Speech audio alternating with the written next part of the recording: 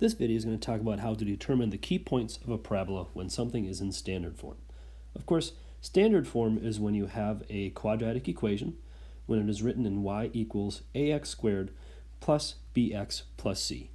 So in our example problem, we see that we have y equals x squared, so the a is technically 1, plus 2x minus 8. You see everything is adding here.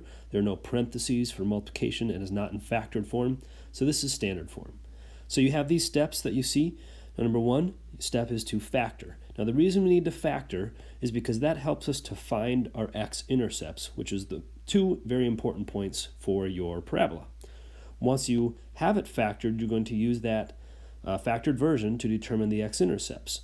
And an x-intercept is when y is equal to 0, which means we get to use the zero product property. You also need to find your y-intercept. That is when x is equal to 0. So that's always the case, so you can just plug 0 in for x, plug it in, and then solve for y, so you have your points there. Number 4, you want to determine the vertex. This one takes a little bit of work, but what you need to do is average the x-intercepts, which you found in step 2, and then once you find the average of that, that's the x value of the vertex, and you plug that in to find y. And number 5, determine the line of symmetry. That's just the x value of your vertex, so through the vertex. And finally, you plot all those points. So let's do this example together when we follow all of these steps. So let's go back to step 1 where we have to factor. As you know, you start with your generic rectangle and your diamond problem. So we start with an x squared in the bottom left and a negative 8 in the top right. You multiply those to get negative 8x squared in the top of your diamond problem, and you have a positive 2x in your bottom. Then you have to figure out the left and the right side of your diamond problem, so that would be a positive 4x and a negative 2x. And then you fill those in your generic rectangle, and you factor out whatever's remaining. These are both x. I'm running out of room here, but hopefully you can see that this is a negative 2, and this is a positive 4. So our factored version is x plus 4 and x minus 2.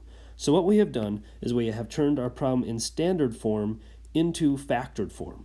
So that's one small step, and from standard form or factored form, you should be able to do all the rest of these. And having factored form is really helpful because that helps us find our x-intercepts.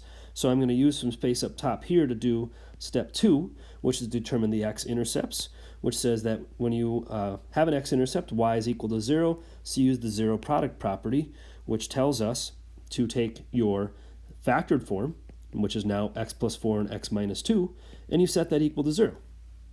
Therefore, either x plus 4 has to equal 0 or x minus 2 has to equal 0. You solve for x in both of these, and you get x equals negative 4, and you get x equals positive 2 as your x-intercepts. Or those are your solutions.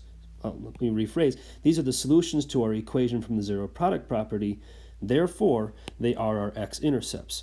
So I'm going to put those in blue here, and so we'll say this is negative 4 comma 0 as a coordinate point and positive 2 comma 0 as a coordinate point, because at every x-intercept y is equal to 0. That's why we were able to set 0 equal to our factored form. We found the x values that give you that y value of 0, so these are your coordinate points. Now, moving on, you have your y-intercept. So go back up top here, use a little bit of room. So we have step 3. At a y-intercept, you know that x is equal to 0. So I'm going to do this in green. So now I have y is equal to 0 squared plus 2 times 0 minus 8. And that's what it means by plug it in. You plug 0 right in for x in our equation, and we still are trying to figure out what y is equal to. And this is actually pretty easy. We have y is equal to negative 8. So our y-intercept is at the point 0, comma, negative 8. Because x is equal to 0, we found our y value, so we have our coordinate point. Now, step 4 is to determine the vertex based upon our x-intercepts. So you have to average those x-intercepts. So I'll do this in yellow here. So I'm going to take the average. That's what I have to do first. Add them up and divide by 2, and so we do negative 4 plus 2 because those were our x-intercepts, and then I divide by 2. So this is negative 2 divided by 2, which is equal to negative 1. That is the x value of our vertex. Now you have to plug that in to find y. So I'm going to plug that -1 back into my equation. You can do this. You can plug your -1 value into your factored form or your standard form. It doesn't matter. Many students prefer the factored form, and so that's what I'll do here. So I'm trying to figure out what y is equal to, and that is if I plug -1 in for x, so that's -1 plus 4, and -1 minus 2. And the reason we do it with factored form is because that's pretty easy math to do here. So you have a +3 and a -3, which is equal to -9. And that is your y value. So now I've found the corresponding y value to x equals -1. All right, we're pretty much there. We've got our x-intercepts, our y-intercept, and the vertex. We're going to determine the line of symmetry. And so if you have that line of symmetry that you're trying to figure out, therefore, you're going to just look through the vertex, and it's the x value. So that's x equals -1 because that was the x value up here. And now we plot all these points. So let's start with the vertex actually. So if I start at the vertex, that's at -1, -9, and I put a point down here. And then we also have the y-intercept, which is at 0, -8. We have our x-intercepts, which are at 2, 0, and at -4, 0. So those are those 4 important points. And what's the importance of having your line of symmetry on here is because that goes through this x equals -1 vertical line, right? For a parabola, your symmetry is always going to be vertical.